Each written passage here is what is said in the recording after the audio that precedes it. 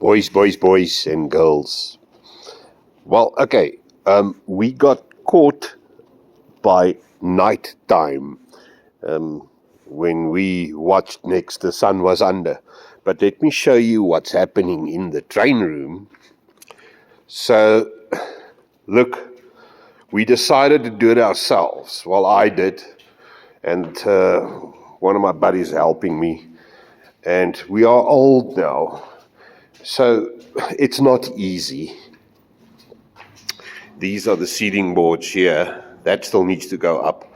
We do a block a day, which is roughly a 3 by 8.4 meters thing, and then we put the lights in. But check how nice that looks. Hey? Yes. So I was worried because I've only put 4 lights in a row, over 8 meters, 4-footers, double ones like this, LEDs. And I was worried at first that we might not have enough light, but it's plenty, yeah, plenty.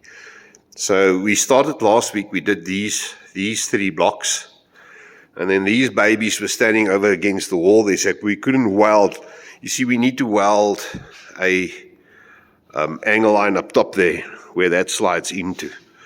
So we need to do 3 there. This side will be easier because there's a beam at the top there. All the lights are, the wires are laid through.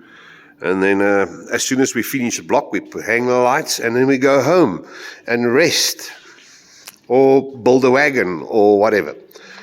So the plan now is, this being a shack, the idea is on the outside, if you look at it, it must look like a shack. I feel like someone putting a patina on the outside to make it all look rusted and stuff. And when the doors open and you come in, you're going to be greeted with, we done this one today, just now. You're going to be greeted with quite a lovely room.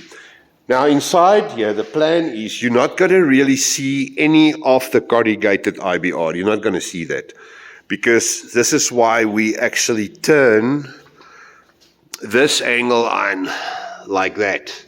All right, so on this one here, we'll weld tabs, and then I'm going to put boards up, fiber board, 3 meter by 2 meters. So 2 meters down will be covered, and then the tables are going to be there. So you will see very, very little corrugations unless you go on your knees. And the only thing that will drive you to your knees is the prices of Cape Gauge 1 stock. Anyway, guys, so what do you think? We're getting there, slowly but steadily. The plan is coming along. I think by it's about another 2 weeks, because we can only work 3 days in a week. The rest of the time we're busy with the shops. I think in 2 weeks we'll be done with the ceiling, and then I can start doing the sides. Okay, let me just show you here while I see the light. We have little gaps like that there. And this stuff here will actually go in there. This is the wide one. I'll just get the narrow one, but this work goes in between the corrugations, and then you can close for dust. Not that the top's going to bother me because it's going to be right against the ceiling. So the fiberboard is going to come down from here now, down to around about here, just under this beam. And then from there down it's going to be the tables. All right, and then I also want to ask you guys, because this is a new thing for me. I've always been an ESU guy. Which of you oaks that do large scale have tried the Zemo MX10? Because I just ordered one, hell of a expensive, but the thing's got 20 amp, 12 amp and an 8 amp split, which is a lot of power, which I think will be good here. I know Greg Almasian, I read his whole write-up and review of the thing.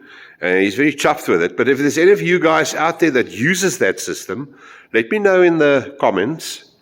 And, pros and cons type of thing. so I know what I'm in for. Because I love my ESU stuff, but frankly, 6 amps not going to make it.